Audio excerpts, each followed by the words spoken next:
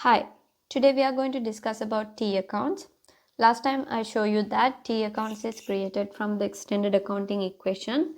So today we are going to discuss what are the different parts in a T account, and we are going to discuss few more exercises in relation to the T accounts. Now any T account would have two sides, which is the debit side as well as the credit side. So in the debit side, there are mainly three information that we need to enter: the date of the transaction, the description, and the value. And on the other side also, the date, description, and value. So in the description column, we usually enter the name of the other account. If we are debiting into a particular account, we have to credit into the other account. So whatever the opposite entry or the name of the account of the opposite entry would comes under the description column. Let's discuss an example by using that. Now here, the owner introduced 20,000 worth of cash to the business on 1st January 2021. So we know that here the owner going to introduce, so since owner introduced something, that is going to be capital, right? And a worth of 20,000 cash to the business, so the other account going to be cash. We know capital is a capital account, cash is a asset account. Now when the owner introduce, capital will increase, and due to that business will get resources, so asset also increases. When the capital increases, the natural side is credit. So I'm putting 20,000 to the credit side. And when the cash increases, it is an asset. We have to put it into the debit side. Here you can see that one account has been debited and one account has been debited and the other account has been credited, which means that it has been properly entered. So now we just have to fill the other information relevant for that. As I told you, what comes to the description is the name of the other account. So the name of the other account is cash. So here I'm writing cash. And here the name of the other account is capital. So therefore I'm going to write capital. And the date of the transaction is 1st January 2021. 1st January 2021. This is how you enter a transaction in a T account. If they specifically ask for the T accounts, you have to at least draw the T account with these three information.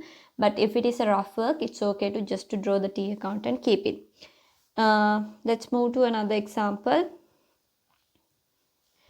On 5th January 2021, obtain a bank loan worth of 10,000. So we are getting a bank loan. So we know that bank loan is a third party payable. So therefore it is a liability. When that third party giving resource to us, the cash in the business will increase. So asset will increase. Bank loan, they have give the bank loan. So the bank loans are increasing or the liabilities are increasing. And as the business we are getting cash, so the cash of the business also increases. So when the bank loan being debited, when the bank loan being increased, you have to enter that in the natural side. The natural side is credit. So 20,000 on the credit side, and we are getting cash, increase in cash on the debit side. So the details would be like the name of the other account. So name of this account is cash and name of this account is bank loan, and date of the transaction is 5th January 2021. 5th January 2021. This is how you enter the transaction. So here we are going to discuss about the purchases of a business. When you take the purchases can be two types. Either you can purchase the raw materials that or the items that you require to sell in the business. So if you purchase such materials, we call them stocks or goods, and in that case you can put those stock of the business or usual goods that we purchase in order to resell to the purchaser's account.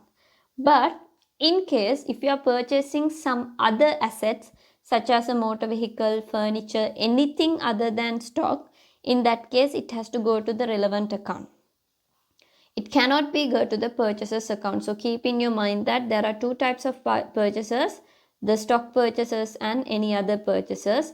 and the stock purchases definitely has to go to the purchasers account. Any other asset should go to the relevant account. So let's discuss a sum relating to that. Now here it says that on 10th January 2021 purchased 5,000 worth of goods for by paying cash.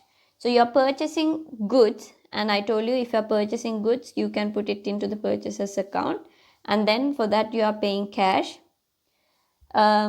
If you can discuss when we try to summarize the different accounts, purchases is a cost to earn an income. We need to purchase if we want to sell something, so therefore this would become an expense of the business. Cash is an asset.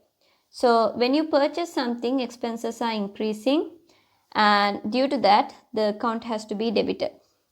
So in order to purchase this you have to pay cash, so your asset is decreasing. We know when the asset decreases you have to put it into the credit side, because debit side is the natural side.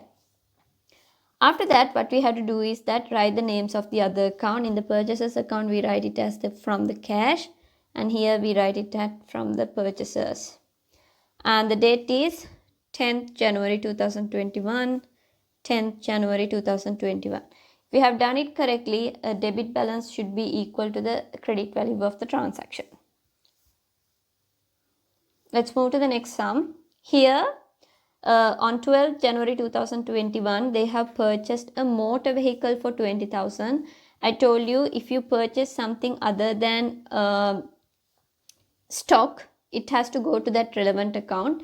So therefore you are what you have purchased is a motor vehicle. We have to put that into the motor vehicle account, and you have spent like nothing. They haven't explained about how they have achieved the motor vehicle or they have purchased it. So therefore we have to assume that they have purchased the motor vehicle by paying cash. So I'm going to put the rest of the entry into the cash account. So motor vehicle is a resource, so asset of the business, and it will increase.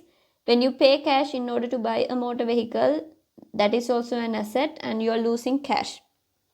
When asset account increases we need to debit, and when it decreases we have to credit.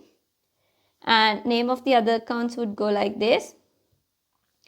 In the motor vehicle account we write cash, in the cash account we write motor vehicle, and the date of the transaction is 12/1/2021, and here 12/Jan/2021.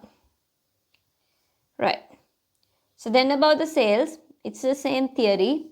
If you are selling a stock of the business, in that case you can put it into the sales account. But if you are selling something else other than the inventory of the business, that has to, such as motor vehicle and furniture, that has to go to a disposal account or relevant asset account.